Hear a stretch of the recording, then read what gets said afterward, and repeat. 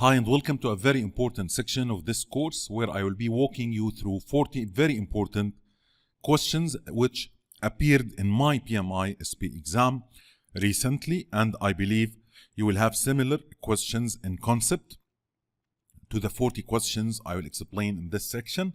So starting with the first set, question number 1, as a scheduler for the project and in cooperation with the budget controller, you developed this table. Based on information shown, what's the project schedule variance? So we have this table showing the cost of project activities, the management reserves, the project expected budget, the planned value, and the earned value. So the first three rows have nothing to do with this question. The question is asking about the schedule variance, and the simple formula of the schedule variance is the earned value minus the planned value. So it's 25,000 US dollars minus 20,000 US dollars, so it is 5,000 US dollars. This is the schedule variance, option A. Now for the PMI-SP exam, there were 11 questions around the earned value management math, mainly about the cost variance, schedule variance, to complete performance index, and the estimate at completion. So this is a very important topic for the PMI-SP exam, and we covered this topic in the cost management knowledge area and in the focus on math section. Question number 2, which of the following estimation techniques is statistics based and it is used to produce estimates for a project's cost, duration, and effort? So we covered few estimation techniques in this course, like the parametric, the top-down, the analogous, the PERT estimation technique, but the one that depends on statistics is the parametric estimating. It is a statistical and accuracy-based technique for calculating the time, cost, and resources needed for project success. Combining historical and statistical data, parametric estimating uses the relationship between variables to deliver accurate estimations. Parametric estimating is a simple statistics-based tool used to produce estimates for a project's cost, duration, and effort, and it can be used early on in high-level project planning. Usually, parametric estimating is very useful at the very early phases of the project. When we don't have enough information. This is a typical question I had in my PMI-SP exam. Now, questions 3 and 4 are very important. The CEO of the organization has asked you to prepare a summary level description of each phase of the project. In this situation, which information is the CEO asking you to prepare? So when you are preparing as a scheduler reports to executives or to project management team or to task leaders, you need to know what information to include in this report.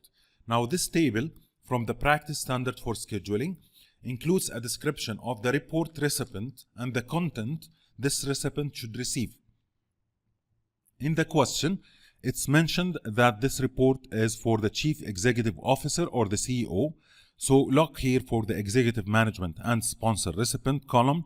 The content should be key information only, so it's option B. As per the scheduling standard, table 3-2, the answer should be key information only. This table is very important to understand and to memorize for the PMI-SP exam. You should expect 4 to 5 questions about this topic. For my exam, I had a question about the executives, a question about the project management team, one about the work package managers, and one about the task leaders. Similar to the previous question, question number 4, as the project senior scheduler, you are having a meeting with the project management team and project manager to provide them with updates about the project schedule. Based on this information, which of the following should be presented in this meeting? So the report or the presentation is being prepared for the project management team and the project manager. So in the recipient column, project management team and project manager, we should present for them key project milestones. So it is option D. 4 to 5 questions similar to this example in your PMI-SP exam. Question number 5, for periods beyond the detailed planning wave, activities are listed as planning packages with much less detail. These planning packages contain information about which of the following? Now the planning packages is the form we will present our future term activities while we are using the rolling wave planning. We will plan in detail only for the current wave, and we will list the upcoming activities as planning packages. Planning packages should have information including the cost, resource, and duration. So for periods beyond the detailed planning wave, activities are listed as planning packages with much less detail. These planning packages contain cost and resource information, which becomes fixed in the baseline duration and cost for the critical path method approach. You should expect 2 questions in the PMI-SP exam about the planning packages. Question number 6, as the project scheduler, you want to visually present for the organization executives the technical resources allocation and specific amounts of time they are scheduled to be worked on over specific time period. Which of the following can be used for this purpose? So to visually present the technical resources allocation and specific amounts of time, you need to use the resources histogram. The resources histogram, which we explained in the resource management knowledge area, is a tool that is often used by the project management team and or as means of providing a visual representation of the team and to all of those interested parties. Specifically speaking, the resource histogram is specifically a bar chart that is used for the purposes of displaying the specific amounts of time that a particular resource is scheduled to be worked on over a predetermined and specific time period. And this is a typical question in the exam. You should expect a question about the resource histogram, another one about the resource breakdown structure, and the third one about the resource calendar. And I will provide you examples with the upcoming lectures of this section. Question number 7, which of the following are the expected outputs of monitoring stakeholder engagement process? So we covered 4 processes in the stakeholder engagement knowledge area, and the last one was to monitor the stakeholder engagement as part of the monitoring and controlling process group. And this question is asking about the outputs of this process, and option A represents the key outputs of monitoring the stakeholder engagement. The outputs of this process are the work performance information, change requests, updates to the project management plan components, and updates to the project documents. This was a typical question in my PMI-SP exam. I had this question about this process outputs, another question about the create WBS inputs, and another question about the develop schedule process inputs. Question number 8, your project includes the following dependencies. What is the project near critical path duration? So you should expect like 5 or 6 questions, maybe more, about the critical path in your PMI-SP exam. Some will provide you with a table, another one will provide you with a network diagram, and so on.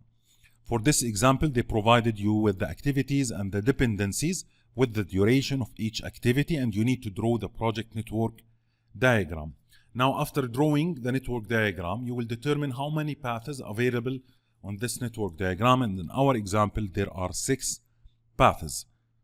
Now, the critical path is the one with the longest duration, which is start A, F, G, H, C, and duration 33 weeks. But the question is asking about the near critical path. The near critical path is the close in duration to the critical path. Something could happen that shortens the critical path or lengthens the near critical path to the point where the near critical path becomes critical. In our question, it's the one with the 32 weeks. 6 questions in my PMI-SP exam about the float, the critical path, the near critical path. Question number 9, which of the following artifacts can be defined as a graphical representation of the hierarchical structure of resources by category and resource type? This is the exact definition of the resource breakdown structure, a graphical representation showing a hierarchy of resources categorized by type. The resource breakdown structure is a graphical representation of the hierarchical structure of resources by category and resource type, where each level is broken down until it's small enough to be used in conjunction with the WBS or the work breakdown structure. This is a typical question in the PMI-SP exam. Question number 10, which of the following types of activities can be defined as an activity whose duration is aggregated by logical relationships from a group of related activities within the schedule model? This is exactly the definition of the Hammock activity, an activity whose duration is aggregated biological relationships from a group of related activities within the schedule model, and the Hammock activity is a bridging activity that uses and is confined by the start and finish relationships. For the PMI-SP exam, expect a question about the Hammock, a question about the level of effort, and a question about a summary activity, and all of them were covered as part of this course.